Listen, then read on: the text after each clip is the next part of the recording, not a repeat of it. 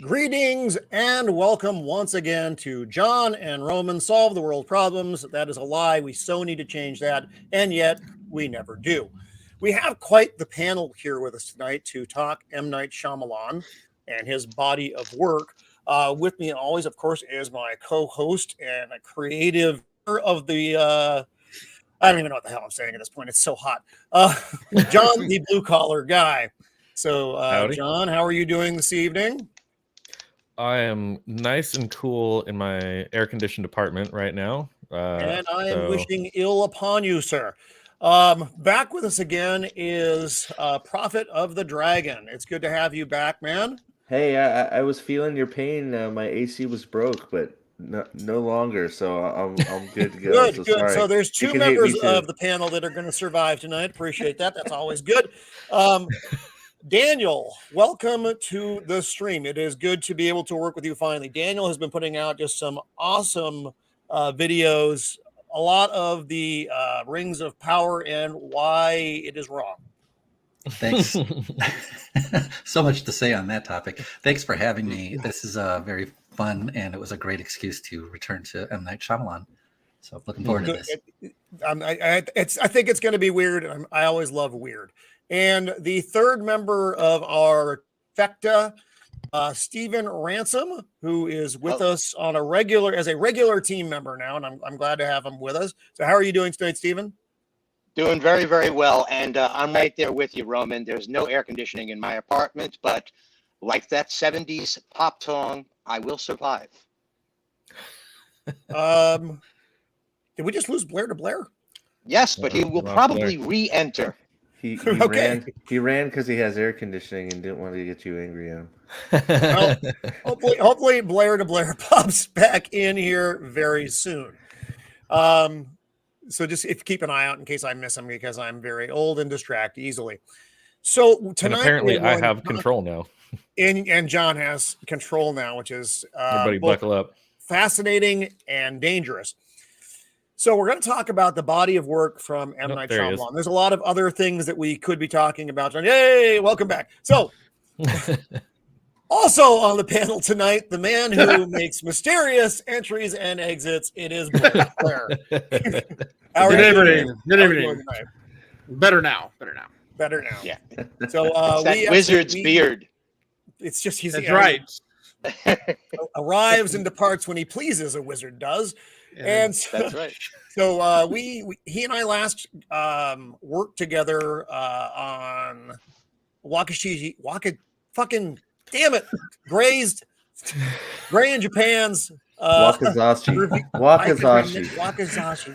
There it is. You got it. He didn't pop up in front of me. His review of Blade Runner. And it was really good meeting you then. So I'm glad we're getting to work together right now. We have a lot to cover, so we're not going to do the usual pop culture news stuff. I can tell you She-Hulk twerking is not good for anyone. And if you're watching Rings of Power tonight, I'm sorry. So Godspeed and good luck.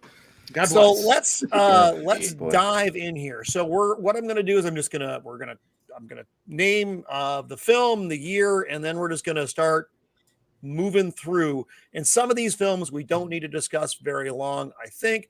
If anybody in the chat wants us to talk about something longer, and Salty may be right. Did you? Not saying Blair is Batman. He's not wrong. He's not wrong. So let's get this going with and the funny thing is, this wasn't his first film. He had two other movies before this that no one has heard of. So the point of discussing them is kind of non-existent. This was his big film. There's several I wish I'd never heard of. But yes, we'll get to those. Yeah. Well, this was 1999. This was both written and directed by, and of course, this was Bruce Willis and Haley Joel Osment, the kid who later got very odd looking. If you've seen him on The Boys, you know what I'm talking about. He grew up. Poor kid. They just shouldn't. You can't keep them frozen, I suppose, but whatever. So this was I See Dead People. It's Malcolm Crowe, child psychologist, gets an award, and then he gets a bad caller in the night, an ex-patient who saw dead people, and things get weird. Now he's trying to cure the boy who sees dead people. His mom's upset. Malcolm's wife is oddly absent. She ignores him, and then we get the first of the clever plot twists from M. Night. That's in fact Malcolm's dead. So, spoiler alert! Jeez, man. You're watching this stream. I was gonna watch this later. You've never seen it. I'm sorry if you've never seen any of his movies. Literally, that's more movie stuff. Yes, destroyed the whole thing, man. Cancel Roman. Man, really? That's.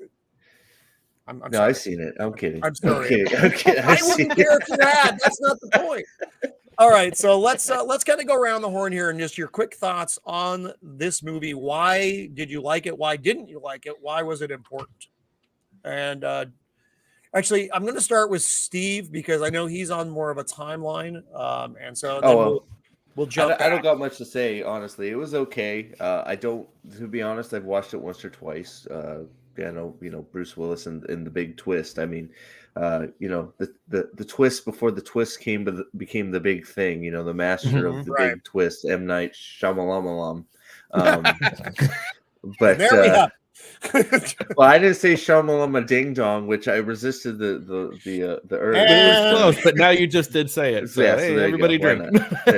Oh, sorry, my bad. But yeah, so the master of the twist before the twist. So it was good for that. It was. I'm not saying it was like a bad movie by any stretch of the imagination. I thought it was enjoyable, but it wasn't like my thing. I wasn't a big suspense guy at the time it came out, so I'd probably like to revisit it to try and see what I remember from it. Obviously the ending I don't need to remember because Roman finished that for me, but yeah, no, I remember enjoying it, but it's been a while, so I'd actually probably I'm glad you brought it up just because it'd be interesting to go back and look at it again. It's got Bruce Willis in it, right? I mean, come on. Yeah. I think one of the problems, and we've talked about this a little bit, just touching on it in other streams, is the rewatchability of an M. Night film. Yeah. Once it's there, it's just kind of there. Let's jump around a bit here. So, Daniel, what are your thoughts on The Sixth Sense?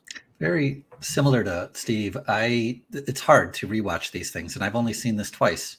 And once you know the twist, there's a bit lost. One thing that does stick out to me is I believe this was, for me, Bruce Willis's first dramatic role that I remember. I think he was in more comedy and obviously Die Hard action kind of stuff.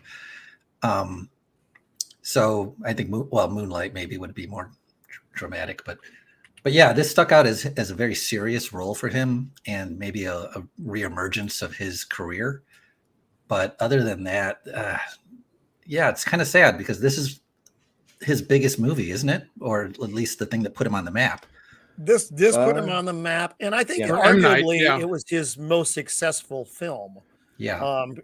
Critically with the fans. Yeah. So it's weird to have not much to say about something that is so meaningful to his career, and yet it is just kind of a one-trick pony. I mean, I agree.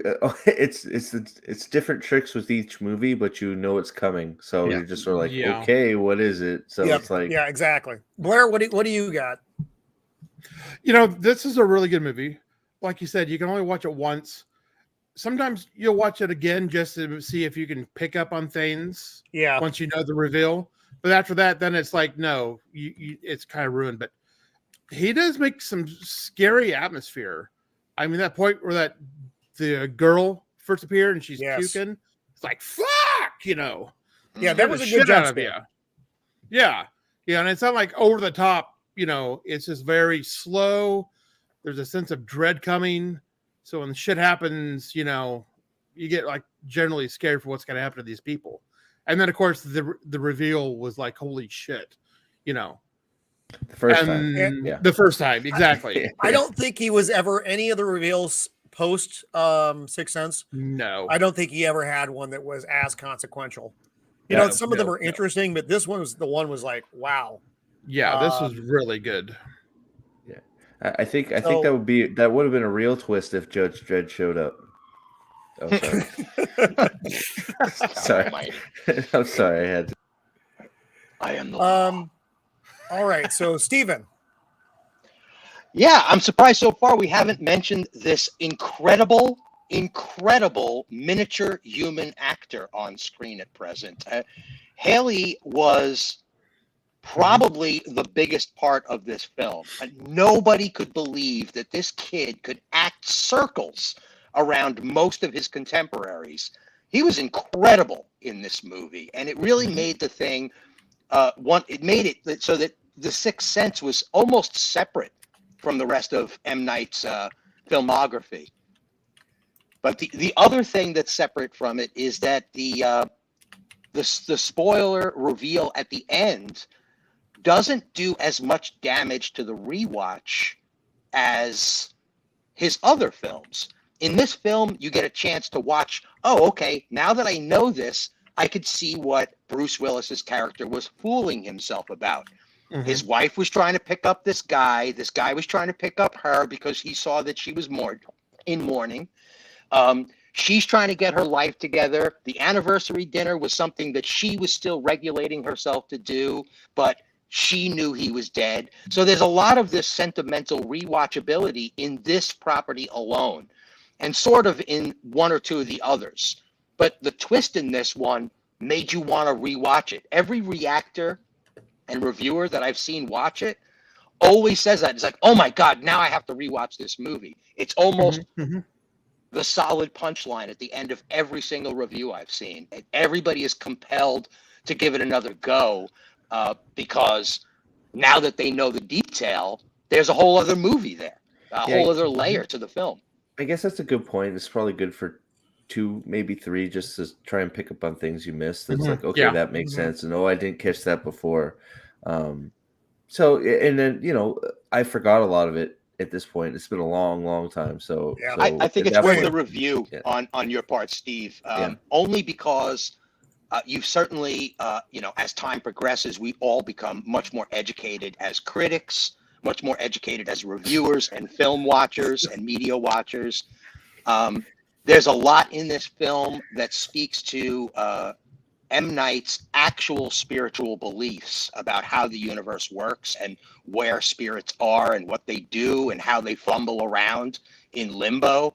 A lot of what he really believes as a spiritualist and a mentalist are in this film. So this is like a blueprint of his identity as a person who believes in an afterlife. It's definitely the strongest member of his entire filmography, in my opinion. I'd agree with that, I think. I wanted to add to that real quick on what more you can get out of this aside from the twist or the jump scare. There's a kind of a deeper meaning with the first scene when you're seeing those ghosts and they seem so scary and horrific, and then later as he's talking to them, you find out they're just people. And I kind of get a connection with people that are sick, how we're afraid of people who are in states of dying, perhaps, and they might be in a hospital alone, and we don't want to be around them because we're worried about our own mortality, or we might find it gross. And those scenes where we see these people, and we think in the traditional sense of, oh, they're scary ghosts, but actually, no, they're just people who need attention and compassion, just like anyone else. And there's a real deep meaning there. Obviously, it's more than just the whole twist he can see dead people thing. But yeah, there's more to revisit with his work.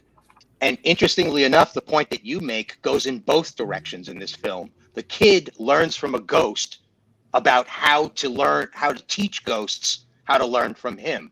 So there's like a double and a triple layer. There's also the interesting aspect, like you said, we don't like to necessarily be around people that are dying or are horribly ill. But there's also this idea that people in mourning are difficult to be around. Bruce Willis's wife in the film, she's going through this mourning process, and she's actually refusing companionship.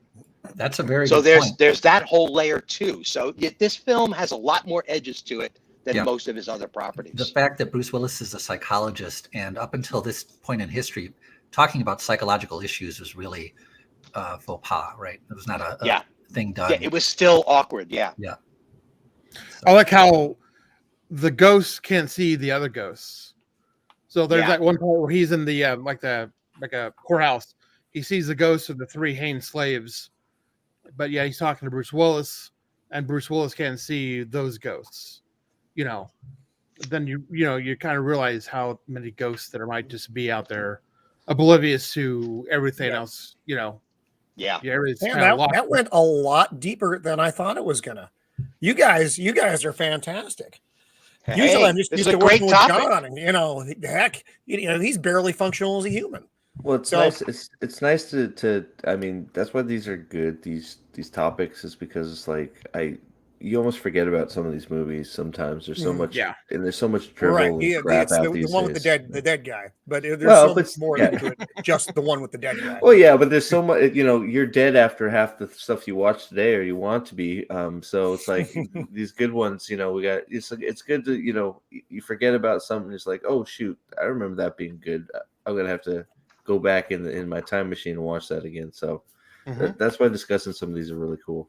Yeah, and it's interesting to look at a body of somebody's work. Now that we're in hindsight, looking at an entire filmography of a dozen or so films, people do it with Kubrick all the time. But I think with some of these lesser or more contemporary directors, I think nowadays it's almost a good idea to resurrect them to the public consciousness and be like, hey, there's a whole huge catalog of work here by these particular directors or particular actors.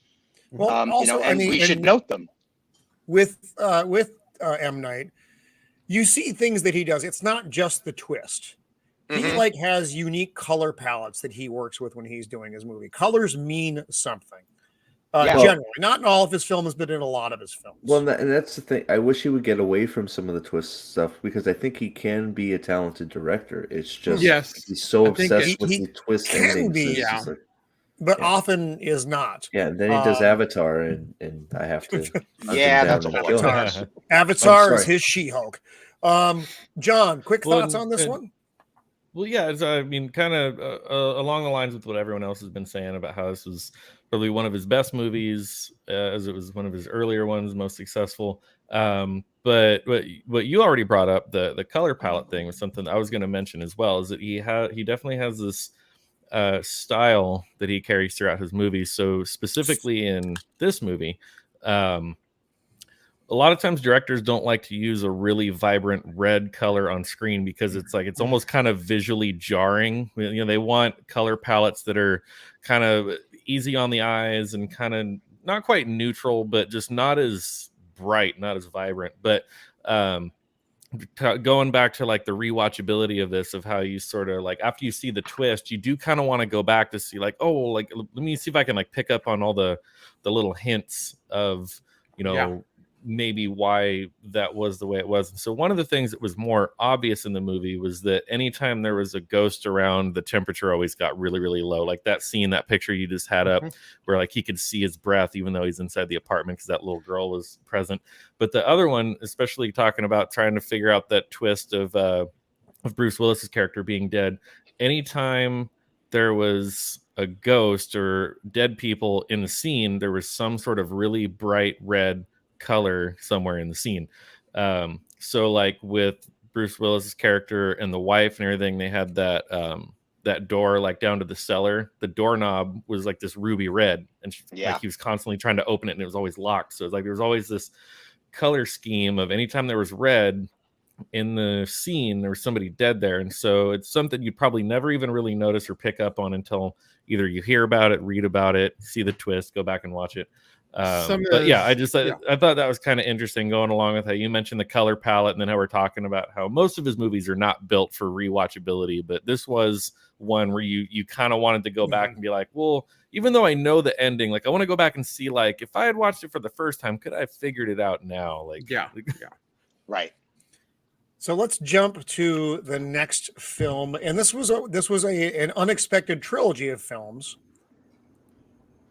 I don't know if that was Unbreakable. planned. I don't think it probably was It either. was like the other two yeah. came out too recently. Well, the third one Yeah. obviously was. The second one, I think, was Well, maybe a clever add-on end scene, and then people yes. wanted Yeah. to see it. That's what I was going to say. Do you think Split originally was in this universe or not? No, I don't think No. it was. This don't either. is my favorite M. Night movie, though. This I is love a this really good movie. one too. This is the superheroes are real movie. I actually, I just watched this again recently. It stands up. I think it was really, really enjoyable. The twist wasn't too crazy, at least Right, for me yeah. in this one. And then to back it up with, I guess we're talking about all three of them. Split was I enjoyed Split quite a bit. I enjoyed I think Split was quite a bit. great. McAvoy sort of, makes that one obviously because it's him, but Glass was whatever. But Unbreakable was really good. I didn't like Glass. I wasn't a huge fan. I liked Split. I thought Split was great. Yeah. But again, we talked it doesn't seem like it was necessarily planned out to be be the way it was. Why are we not? Yeah, I know, just sometimes- Glass. I It would have been so much better if it just stayed at Split, even if he had the cameo, because I guess Glass just some weird stuff going on in Glass to make things happen, right? It just he was the super villain of the mind, right? And just you got to make some. You can get a lot of things done being smart, but some of the things that Glass got done in that movie were like, that's impossible. It's just impossible. Oh, his planning. Yeah, not even just how he accomplished some of the things. Like, if I feel like getting out of the room was one of them. It's like, how did you get out of the room the first time? There was no way for you to possibly even do it. So I don't know, but I don't need to go off on Glass too much because I think we all sort of agreed. I don't know if we all agreed, but a few of us agreed that was the weakest out of these three. I know. Did anybody else on the panel like Glass? No, did not like it at all. I've never seen Split, but I found Glass. Split is definitely worth watching. Yeah, I need to eventually. Split will make. Glass, I think I saw. Sorry, go ahead. No, I was just gonna say Split will make Glass make a little bit more sense, but not much. Yeah, I think I saw Glass once, and it seemed largely forgettable. I honestly don't really remember a whole lot from it. I hate the way they treated the David Dunn character. Yeah. I hated that so much. He was an idiot. Like it just, I don't know. They made a lot of plot convenience. A lot of you have to really suspend yourself from thinking that. I don't think that's something David Dunn would do. His son. There's that color again. Yeah. So that was his color, purple. Green was the other guy, and then Yep, that was David Dunn. And orange was bad. Orange was a bad color, and then we see, of course, in the poster we see it here, but I don't know. And then the Force, I don't know, just the relationship with the girl, with him, the I forget what his name is, but the Split guy, the Crumb, whatever his last name is. Kevin Michael Crumb or something like that. Kevin Crumb, I don't know, whatever. Just the whole girl thing that all of a sudden he's like that's like his kryptonite. It's like. Whatever. To me, this was the last Jedi of his movies of defying expectations. And that was like basically the culmination of the movie. Was, hey, you thought we were going to have a big hero fight, but no, you're just going to watch a guy die in a puddle. and they drown him in a puddle. Exactly. Yeah. Like I said, it's the way they treated the character. I thought that was just abominable. I mean, it's like I don't know. It's like, okay, yeah, it's his weakness. He can't swim. Like I didn't think it like made him limp. Like it's like kryptonite. It's just like, I don't know. He touched water, so nothing works. It's like, I don't think that you're retroactively making it worse than like so now the guy can't take a shower. Exactly, man. That dude. It doesn't make any sense. Yeah. You created a thing that doesn't make any sense. In the climactic scene in Unbreakable, he's standing in the rain. In the rain, most of the climax. That's how he got there in the first place. So what? He was weaker. So we've never seen him at full strength. In Glass, don't break the canon. Doesn't he break the watershed too, or something, and pour the water all over the place? So he kill. Isn't that how it happens? Doesn't he break the thing and basically kills himself because he lets the water out everywhere? I don't know. I don't know. Glass was the worst by far. Split is good. Yeah. Unbreakable is really good. And I- well, yeah. Unbreakable and Split were both good for different Solid. Very reasons. solid. Unbreakable was like I said, superhero is a real movie, and that's what made it so interesting. And I actually loved how, I mean, you want to talk about underplayed performances. Good Lord. But it worked really well. And then, when he's discovering his power and he goes to the train station, and then you just see, some horrible things happen. And the relationship with his wife and his children, his son, and how it changes after he becomes, does he ever really come to his full potential though? Not based on the other two movies, which was, kind of a disappointment. Yeah, and Split was great because of the personalities, the manifestation of these personalities, and the performance from the young lady in that. What is her name? Crazy Eyes. I can't get how Anna Taylor-Joy played. Casey Cook was the I don't know if she's wearing, I don't know, just like in her earlier movies, her eyes seem so far to the side of her like nose. a prey animal.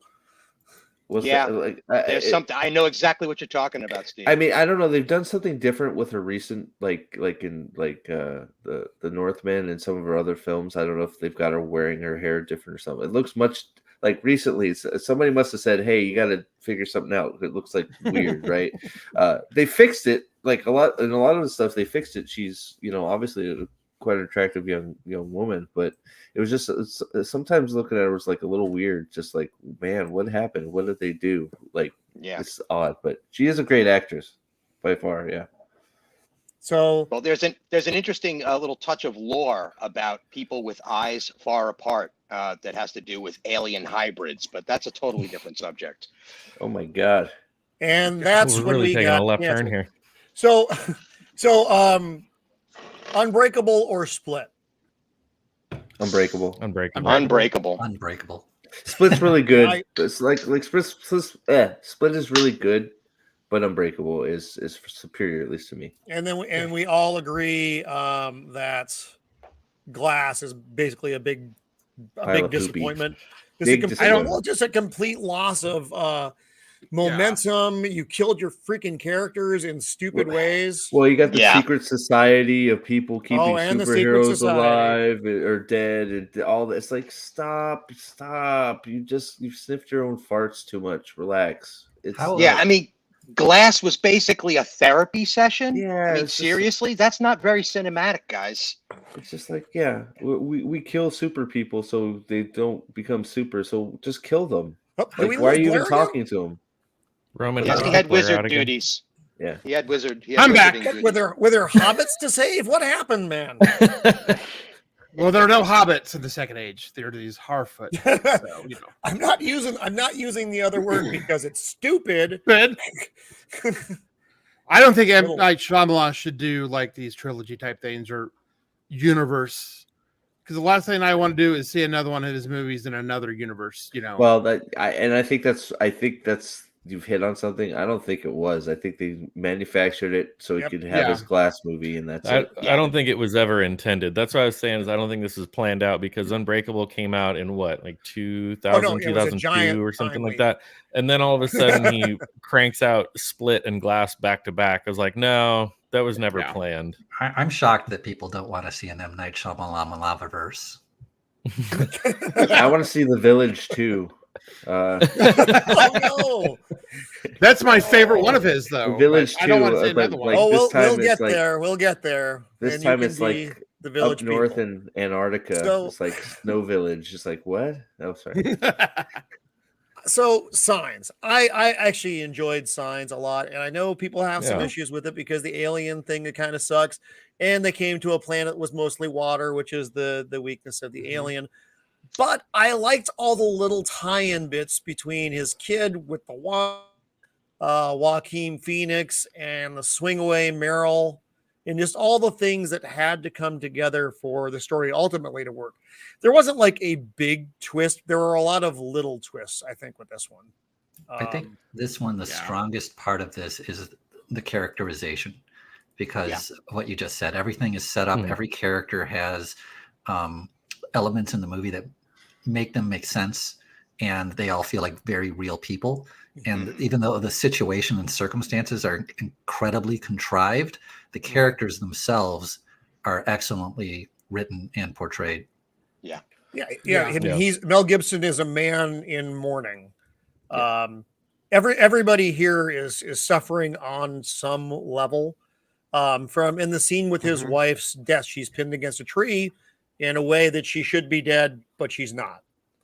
And then she gives him the many of the things that he will ultimately need down the road. And it was just I like this. Like I said, I like this movie a lot. I said people have problems with the alien. Yes, it looks goofy.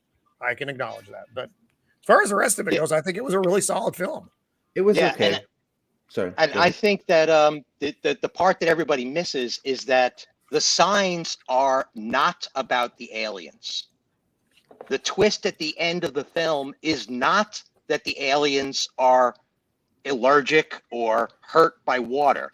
The twist at the end is Mel Gibson's character regaining his faith.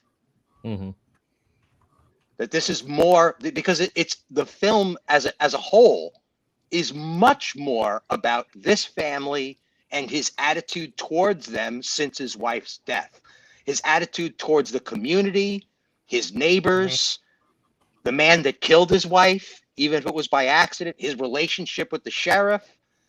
All of that stuff is what this film is really all about. The dog losing control and the kid having to take it down. All of that kind of stuff is what this film is really all about, because otherwise it's just War of the Worlds taking place on a farm. True. The aliens are bad. Oh, go ahead. No, the aliens are it's almost meaningless in terms of what type of external threat. It's just they just happen to be what in this movie. It could have been anything. And it's truly is about Mel Gibson's character and the signs that he's being shown. I think it's too bad that they didn't work together again. And that might have been I forget when Mel had his issues and went off the grid for a while. And that may have played a part why they didn't work together again. But I thought M. Night's direction and this cast was just freaking fantastic. Now, Roman, I think Steve might need to cut loose. Yeah. Is the time nigh, sir? Yeah, it's been, man, I wish I could stay hang out a little bit more, but got to get ready for this other abysmal thing that's happening here in a half hour. Happening. You know what? I might have rather. We'll see. Maybe the happening might have been a better choice to watch than what I'm about to watch. We'll see. But just I have to say it before I take off. First, it's a great discussion, guys. It's been awesome. I'd love to do it again. Hopefully not double, triple book on you for once, Roman. I apologize, man. But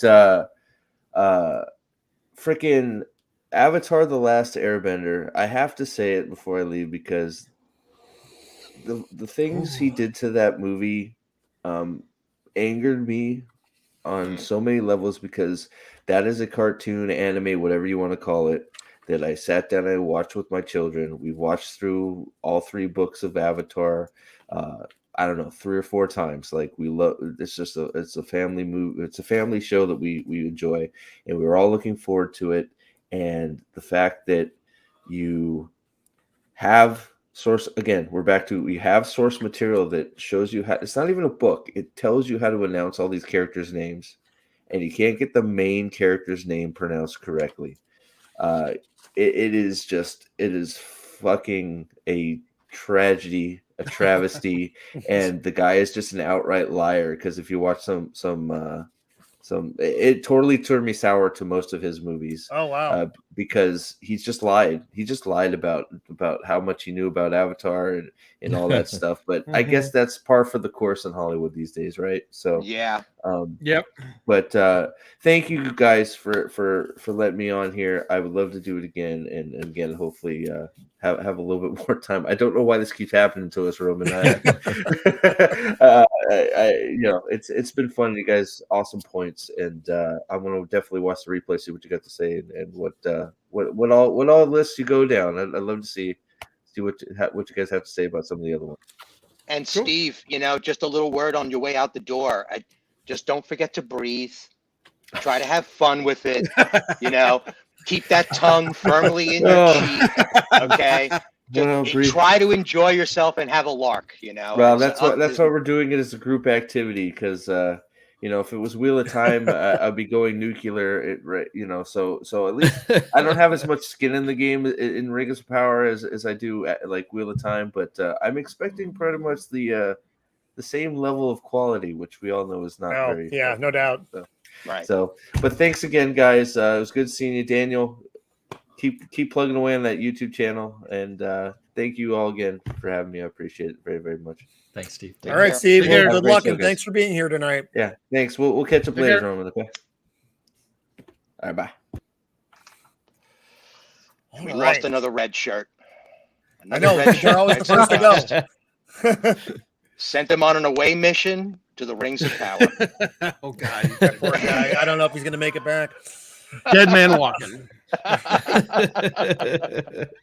All right, now on to, and this is one that people either generally like or Oh yeah. are just like about. I know John, you like this one a lot. Why don't you? I'm a fan of this one. Yep. I loved this movie, and even just real quick to kind of go back to Signs, it's sort of I feel like the reasons why a lot of people didn't like Signs and The Village are fairly similar, in that their gripe with Signs, there it is. They thought, once they finally showed the alien was goofy looking. And yeah, maybe the water thing was a little bit weird or whatever. But like you're saying, like Steven was saying, the story of Signs was so much more than just an alien movie, of like just watching how this man, he was a priest, and how he lost his faith, and just how, his whole life gets flipped upside down. So that, again, it's like, I think a lot of times people miss the story because they're like, oh, well, it was an alien movie and the alien was lame. Much like I think The Village was, it was kind of marketed as, it's going to be this like monster movie. These people are, living in this village, and there's this monster in the woods. And then the big reveal, spoiler alert, everybody, like, the monster isn't real. So the big gripe, again, everyone's saying, it wasn't a real monster. It was fake. It was whatever. It's like, okay, but the concept, first of all, it's like, this is how cults get started. But it's like, this could really happen. Like, people could really go and do this, where they can just go off and, live in the woods and procreate, and then have children and raise their children up to believe that, like, this is it. This is the world. You're not allowed to go beyond the borders. And then, like, the concept to me was so fascinating that it's like, this could really happen. But every time I'd bring up how much I love this movie, the main gripe, the monster wasn't real. And I'm like, all right, well, whatever. But this is another one where he uses the color red throughout the movie. Not as much as in Sixth Sense, but like the cloak that the monster wears, the other stuff. And then how throughout the movie they say like red is like the bad color. So like if a tiny little like red flower were to like sprout up out of the ground, there's a scene where like they pluck it and go and like bury it like in the dirt. So like, oh no, like the bad color, we're not allowed, it's again how he kind of carries that theme through of like color schemes and really vibrant colors that most directors won't use. So yeah, overall I really still love this movie, but I think it was the last of his movies that I thought was really great. Mm-hmm. Yeah, it was originally titled The Woods. Oh, really? And they had to change it. There's another movie coming out at the same time called The Woods. They didn't want to clash, and so they chose The Village. But yeah, this is the. Yeah, go ahead. No, go. So yeah, this is the beginning where you either like the reveal or you thought it was stupid as hell and you were done with this guy. But the one after this is where it really kicks into high gear of his the lady decline. in the water. This is my favorite one, though. I love the atmosphere. Really? This is your The Village is your favorite? Yeah. The whole. This one was good. when you see the not monsters come out in the beginning, and you're like, holy shit, what is this? Like an alien planet or what's going on? And then then you find out what really happens, and then it's like shit, yeah, I could totally see someone going out and doing that, and you find out the one main leader had enough money and power to divert flights overhead, so you could even see airplanes, and they had the whole perimeter on guard all the time, and it was crazy when you see the guy driving the car, and you see her flop off the top of the hill, the wall. You're like, what's going on? Was it some type of time travel thing? And then you're like, holy shit, it's it's this current times. These people just hid themselves out in the woods, and and then the one kid, what's his name, Brody, he's in Predators. Yeah, he's a little off in the head. He finds out what's going on, and then he starts killing people for fun. And then she plays a blind girl. This I don't mean to step on you, Blair. Oh, go ahead, man. Go ahead. I agree with both you guys. This is my favorite M. Night Shyamalan movie, and this one is endlessly rewatchable. I've seen this many, many times, and I love the story. I love the filmography, the use of color. I love and adore Bryce Howard in this, Bryce Dallas Howard, and the whole blind girl thing. This is another one where they couldn't do this today because it would be completely ruined. She is able to portray being blind and weak and still be brave. And it's I love that ending where she has to go out into the woods on her own to save Joaquin Phoenix. And the twist, if you want to call it, there's a couple little minor twists where you think that Joaquin Phoenix is the protagonist and he's the hero. And then, no, he's not. She has to save his life. I love that.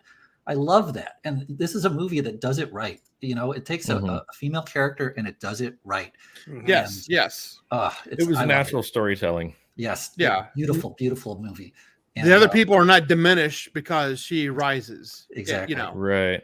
Well, and like you're saying too, it's like the reason why they couldn't do this today. It's like people would be upset that the actress wasn't really blind or something. Right. Yeah. They did wrong today. How dare you play a blind person? See, that your point is valid, and the fact that it's valid irritates the shit out of me, because that your modern Hollywood, you have to be whatever it is. Gandalf, Sir Ian McKellen said, you don't have to be gay to play a gay person. It's acting. It's called. That's why it's acting. You are pretending to be something that you are not. I'm not a freaking astronaut, but you can play an astronaut. So, well, see, now I'm really offended that all those people played characters in Interstellar and weren't real astronauts and physicists. Right. So I find it interesting that two of you guys just absolutely love this movie. It's your favorite of M. Night's films. I think that's interesting. I didn't expect that. And then Daniel, if you don't mind, would you take the lead, because I know you watched this one specifically for this stream. I did. You want to dive in? Yeah. So this is funny. Very good pun. I remember this very clearly. At the time, I had a bunch of female friends, and I was seeing movies with, and they hated the idea of even going to see this in the theater. I was so excited because coming off of The Village, I was on an M. Night Shyamalan high, and just the premise they hated and ridiculed. And then I didn't have a chance to see it. I never revisited it. And after Avatar, I got sour on M. Night Shyamalan. So I recently watched this just for this stream, and oh my God, I could go on and on, but I won't. The setup is got the same touch of M. Night Shyamalan, where he is trying to do something very spiritual and mystical, but the execution was driving me nuts because it is so clumsy and everything is so blunt. The main character, Paul Giamatti, Paul Giamatti, I can't stand his character. He immediately meets someone in the apartments that tells him the entire fable that the movie is based on. My God, yeah. It feels to me like this is essentially, and M. Night Shyamalan is a prominent role. It feels like this is literally his retelling of how to make a movie in the movie, because he has like a writer in there and all this junk about, telling a message.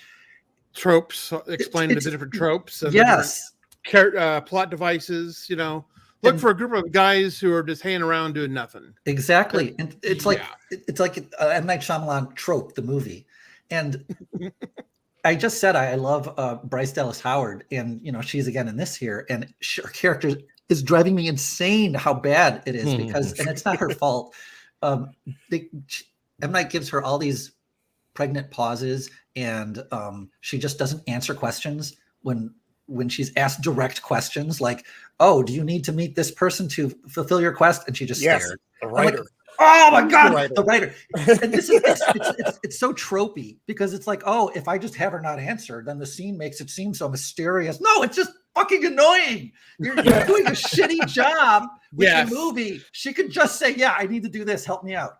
In fact, it would have been better if he's going to get to the point and just have Paul Giamatti given the information he needs from a tenant. Why not just have her give him the information immediately? Just cut out the stupid tenant. Just have her show up and say, "Hey, I'm a sea nymph, and this is what you need to know."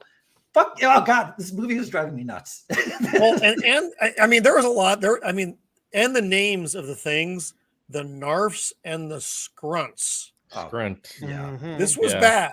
This was bad. Yeah, he has pardon me. He has an interesting premise, and you touched on that, Daniel. But it's like a chimpanzee with a nuclear weapon. Yeah, and that's what you get out of this.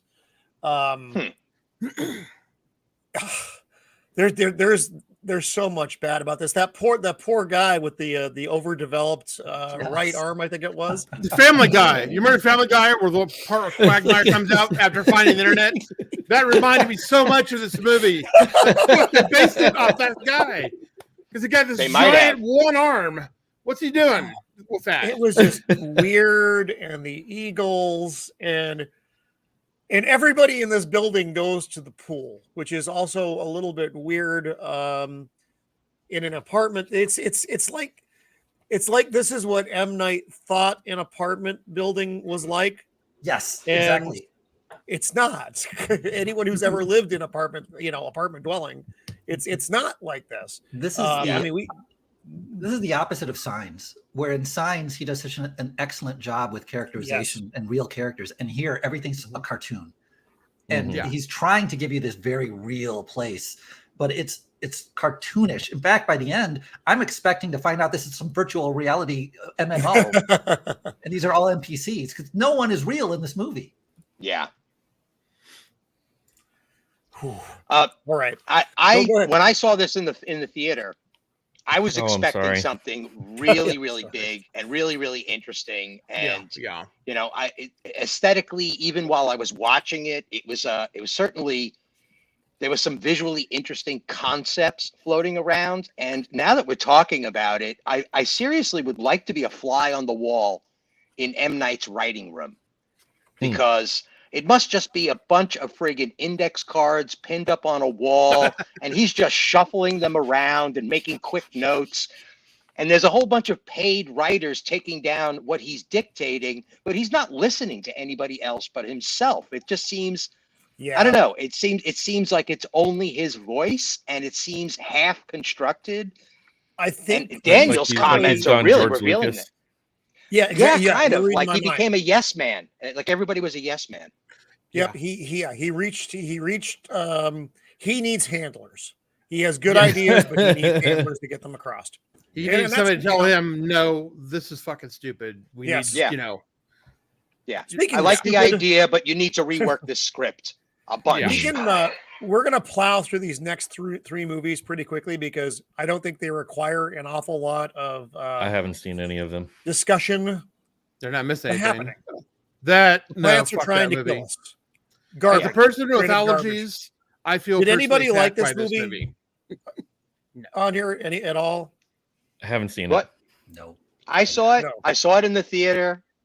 as soon as somebody pointed a leaf blower at the grass and I was supposed to be menaced by that image, I was like, I'm done. I'm done. Okay. I'm done. It's like, that is not a monster. I'm sorry. Yeah. I get what you're trying to do A here. waste of Mark Wahlberg here, who I generally like. Yeah, yeah. And But he was I think wasted we- in whatchamacallit, Transformers in much the same Mhm. way. It's just a waste. didn't see of those it on either. time. Yeah, me neither. They were awful. And Steve, Prophet of the Dragon, talked about the last Airbender, the sad event that was the last Airbender. Does anybody else have anything they Didn't want to see talk it. about with this one? I'll He just must say, have gotten good. just ditto. My only thought on this one was, I don't know wholeheartedly if it was M. Night's fault that it turned out the way it did. I think that there was a production issue, because it's not called Avatar: The Last Airbender, because at the same time James Cameron was just yep. kicking in his Mhm. advertising campaign for Avatar, and Paramount probably had to do some serious shuffling, and they probably caught a screening of the movie behind the scenes, and they were just like, we're wasting our time with this property. We're going to pull all the budget and we'll just wrap up shooting and cut it together and throw it out on the screen and call it a loss. I really think that is more likely what happened. They even threw 3D on there to try yeah. to spruce it up a little bit. But it felt all tagged on. It felt half finished. It felt totally incomplete. Even the visual effects felt like those were just the cuts that they did in some studio, and they just spliced them into the film or something like that. Nothing felt like it was really a dedicated execution. After his last two movies, I think that was like the only thing maybe he could have gotten, and it didn't help at all. Yeah. And here the slide continues with After Earth. I don't even A know Yeah. what movie this that is. I would say as many. Daniel, was it you who commented that you didn't want to have to watch this one again? This is nepotism, the movie. This movie Yeah. infuriates me. Right? It's just this is a passion family nepotism project from Will Smith, and it angers me that he even thinks that this could work. Hey, this is my son. You need to watch him now. He's your new star. How'd that Pretty go? much. Yeah. How'd that go? Nowhere. Yeah. No, And I honestly forgot this movie existed until I was going through the lists of of the films that he had done. Yeah. So After Earth. Yeah, and the crazy thing is that anybody who catches this film, even if they want to watch it out of is it so bad it might be good to watch that it's so bad, and there's a possibility of that. It is so bad now that Will Smith is the slapping queen. One could almost watch it as a tongue-in-cheek giggle. But what pisses me off is that the production of the film, the art direction in the film, is so good. It is a solid visual feast of a science fiction premise. The world that they're living in, the creatures they have to face, even the costuming was really, really strong. It was literally the script and their performances that destroyed the movie wholeheartedly. But visually, it's like when I saw the previews for this, I was like, wow, I got to check this film out. Maybe it'll be really, really cool. Two people on a planet. You got this transition of different ages, and a father raising his son. This might be really, really cool, but it wasn't. It just wasn't. No, a good production and budget can't make up for bad writing. Yeah, Right, as they're I got about to no find dog in out the fight tonight. on this one. Yes, they're about to find out tonight. So the next one in line here, I actually just watched this. The Also, Visit. I've never heard of this one. Yeah, this one I've never even heard of. So This I was heard, a but I didn't know he surprisingly did it. good movie. I'm open. It's an estranged mother and her parents. Her grandchildren are going to visit her parents. They have never met them. And they go to the house, and then things seem fine as they they always do at the beginning of one of these, and then they start to I won't spoil this for you guys because this isn't one of his better known movies, but things take a dark turn pretty quick. There are very strange happenings in the house later in the evening, And when the reveal finally does come up, it is like, oh my gosh, wow. And it's not aliens, it's not anything particularly weird, but it is a good thriller. A nice, it's almost like a throwback to a Hitchcock kind of film. And it's it's very enjoyable. Not supernatural at all, but it's creepy as hell. Yeah. Interesting. And it was, like I said, very unexpected. I didn't even know this one when I was going down the list. I'm like, oh, let me check it out so I can have one of the oddball ones in there. And it's if you haven't seen it, I definitely recommend that you do. I think you'll like it. Huh? When did this come out? 2015. So the problem was Wow. this is after his Wow. his slew of non-hits. Slump. This is obviously this movie didn't require much budget. It's just two elderly people and two kids in a house for most of the movie. No That's star what it is. power. I find No. this interesting because it's a return to form for him, obviously. And Mhm. it sounds like after his high, Jay the Deep-Minded was mentioning how Yeah, he was in a high during those horrible movies where we often see this from artists and creators where they just start making crap and no one will say no, Yep. like we Mhm, mentioned mhm. earlier. And he got knocked down a peg. I mean, Avatar was complete, utter failure. So having no budget, and I know a lot of us have talked about this before. Sometimes that is necessary to get artists to boil away all the crap and get Snap down out of it. to the bones of what matters. Yeah. So this is very interesting. I've heard good things about it. I am curious to see this. So Roman, that's a good sell that you gave on this. Yeah. I'm interested. I definitely recommend you check it out. Like I said, one, I mean, it's an older film, older now. It's not like ancient, but it's in the modern realm. It's older. It's approaching a decade. It's approaching a decade in old. at internet this point. years. Yeah, in internet years. But I do. Yeah, it's a lot of fun. My family enjoyed it, and like I said, it was a little bit weird. I think I wanted to Agatha. mention something also about M. Night's film process that many of you might not know. I watch a lot of behind the scenes stuff with when his movies were coming out. All the DVDs had commentaries, and I bought them for the commentaries because I love that stuff. I love the inside scoop. He only filmed in the vicinity of Philadelphia. Yes. Every single film that he ever made was in Philadelphia district. Yep. Wow. He had an agreement with the city.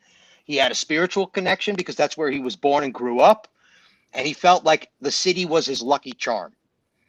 So if anybody needed to do more what they call bottle movies or sub films where everything is happening inside of a series of rooms, like Signs, like a Lady in the Water, where it's taking place at a single location and the camera is doing all the heavy lifting.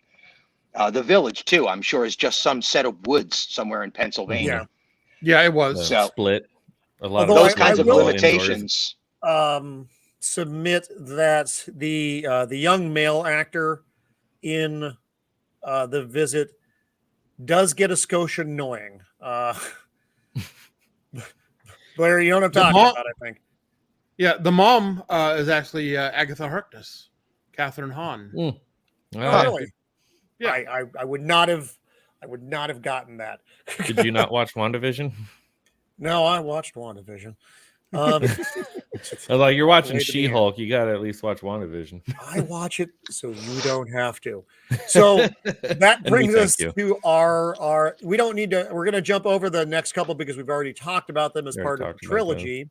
Because this was when I think enough people liked this movie that they gave him money again, and that's when you got Split. Which again, there wasn't. I mean, that was a pretty closed film. There wasn't a lot going on, I mean, it was in this just series of rooms, and then you got Glass, which we've discussed those at We already length. talked about So, those, yeah. and then we get to the new one, Old, and again, this 99% of this movie is on a beach, and because it is newer, I won't blow the plot for you. But I mean, there you kind of get a sense of it. Time moves differently here, and it becomes about how do you get out of there. Good performances again, and you actually had some actors in this, which I was really surprised. to see who was the kids had terrible names though. Maddox is a terrible name for a girl, and if your name Maddox and your parents did that to you, I'm sorry.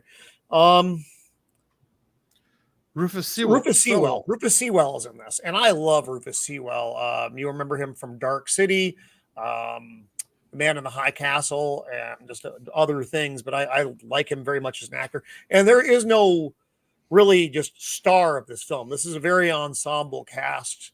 And again, it all takes place within a very limited time frame on this beach. And it's a really interesting movie. And he's in it. He puts himself in every movie. He has a cameo of some type.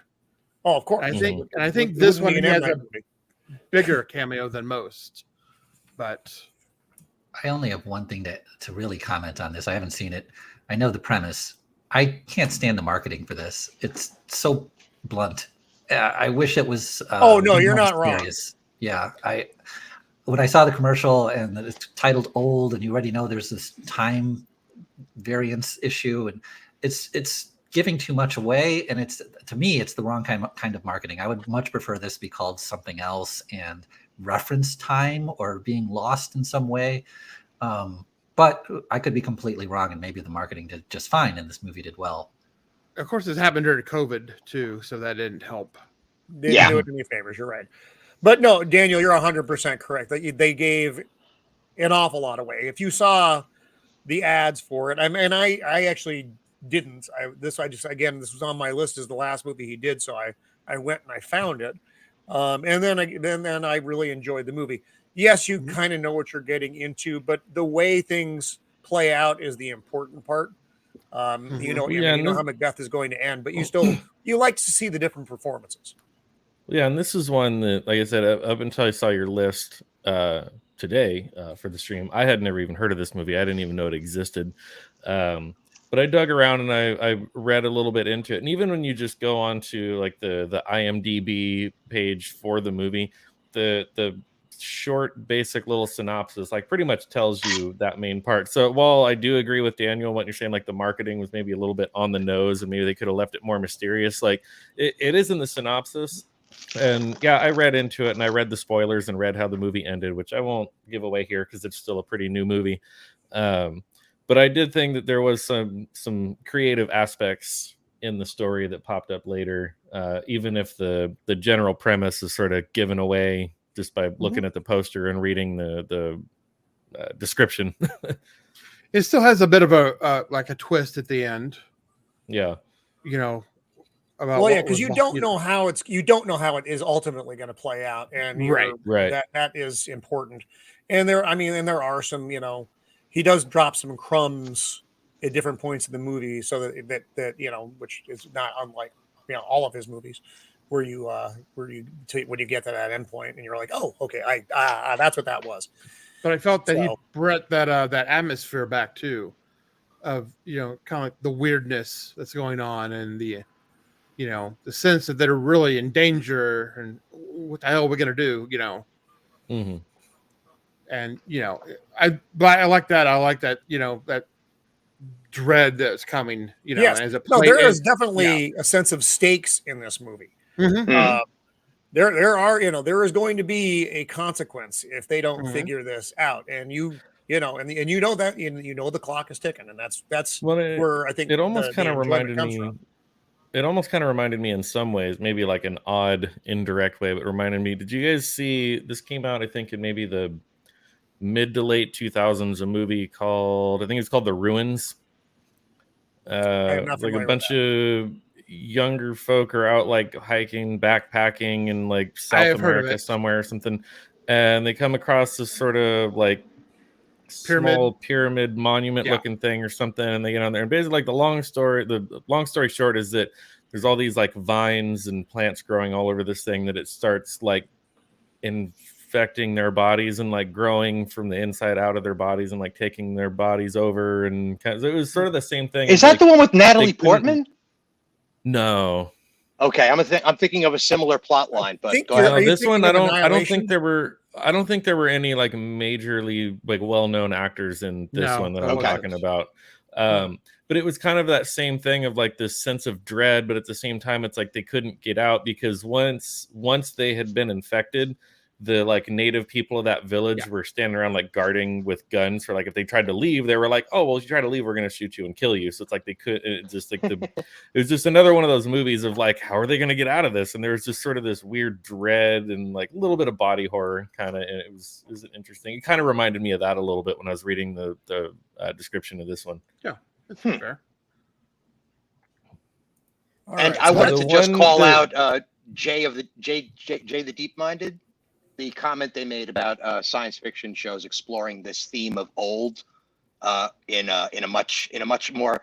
Yeah, I agree. Farscape did a very interesting thing with it. There was a lot of it in SG-1, and the Twilight Zone. I'm sure there's at least one episode that deals with fast aging or something along those lines. But that menace of some natural effect creeping in on the story slowly and surely, ticking away towards the climax of the film. How the hell are we going to get out of this? Are we going to get the hell out of this? The one Twilight Zone episode that I'm actually thinking of right now is the sun is moving closer to the Earth, and everybody is just dying in the heat. And you just know, it's obvious from the beginning of the story, nobody's getting out of this alive. You're basically just watching humanity collapse and being probably discussed. About how Roman feels in his garage right now. Yeah, there you go. And LA in general. It's no lie. So what we got from this just going through these many films is that M. Night can make good movies. Definitely. But he has consistency problems. And when he goes off track, he goes way off track. He doesn't like make a so-so movie. He makes flat out bad movies when he's not making good movies. That's a dangerous road to walk. So any last thoughts or anything else you'd like to talk about with M. Night specifically before we start doing our wrap up here?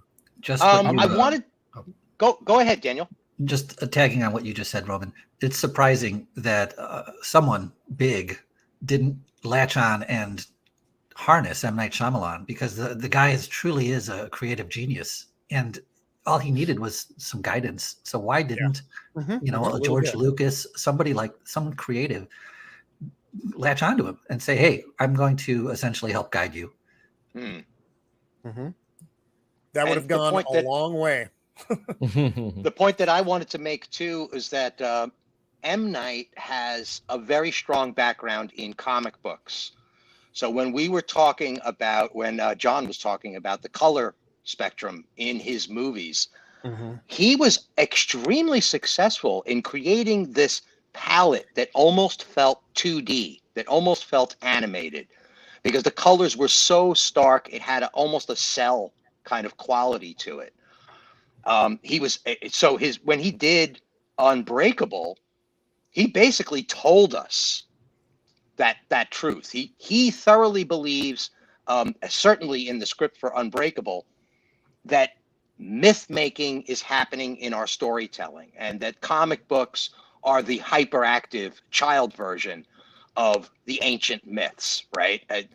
So if you watch his film catalog with that story in mind, these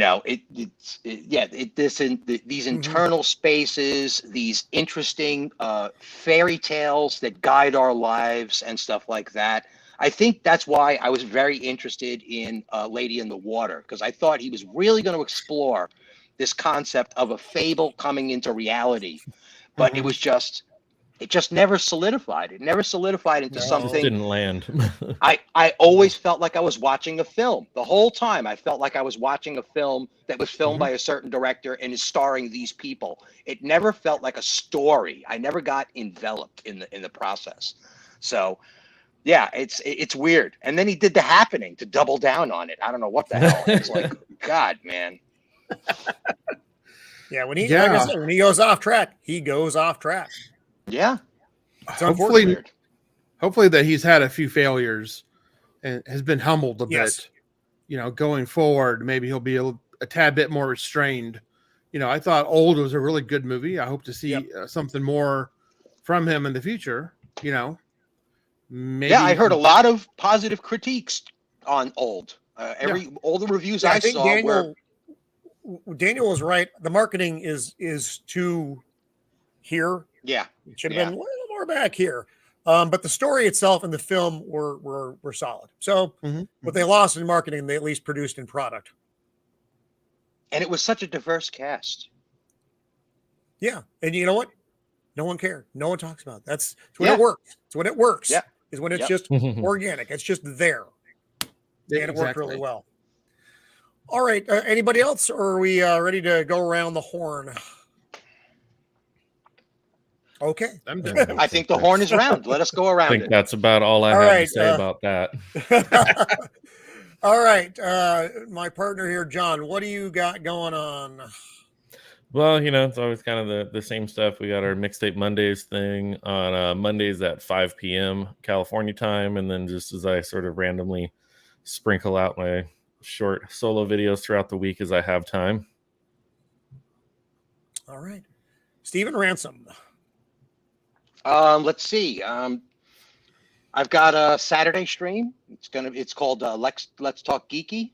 Roman, I think you're joining us, possibly, perhaps, if family issues don't intervene. This week might be a little more iffy, but I will try. No worries. I know what you're going through, but last stream was my first one with this group. PJ Maybe is a great fellow, Scottish man, and a bunch of British guys chatting away, chewing the fat, and having a great time. We were on for 5.5 hours last Saturday. It was just gravy.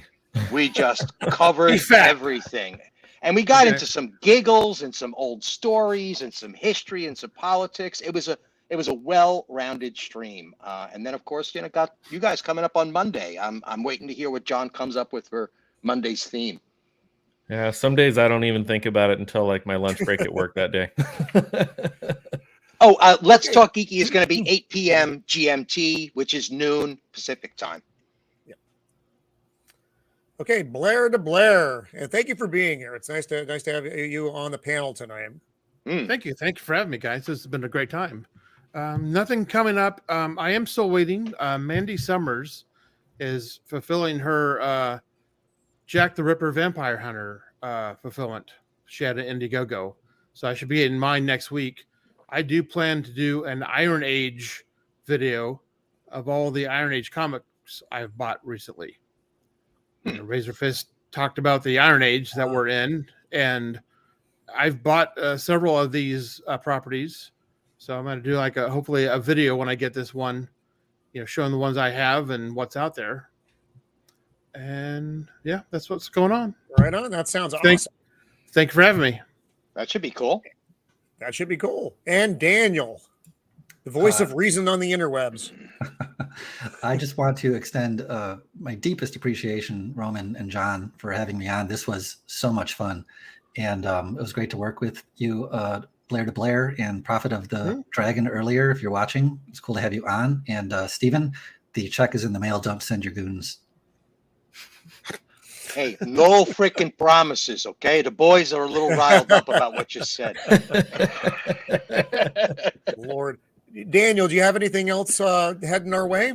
I've got a couple other little things. I'm always puttering around with ideas. We'll see what lands. But all right. Well, I'm very much enjoying your video, so keep churning those things out because they are gold. Thank you. All right, and that's it for the panel. It's Thursday, so yeah, I may be on with Steven on Saturday. I just got to see how. I don't know. I'm not expecting it based on the way today is going, so it's just unfortunate. And then Friday we have the Nerd Father, the afternoon stretch. That's on at noon Pacific Standard with Father Miller. And that's usually a very good time. And that's actually a lot of the same cast of the characters that we see on Let's Talk Geeky. So we'll see what happens. So this was a lot of fun. I appreciate everybody's time tonight, and your input was great. This was a really, he's an interesting topic, M. Night. And I hope he's watching. That way, maybe he can learn from our discussion, what he should be doing. So that's it for now. Thank you, chat, for joining us. And for anybody who's on the rewatch, thank you. Please like and subscribe to the channel and check out everybody's description is in the everybody's data is in the description below. So check out all the panel members, and we will see you in the not too distant future. For those of you watching the Rings of Power tonight, be brave. Farewell. Godspeed. Godspeed.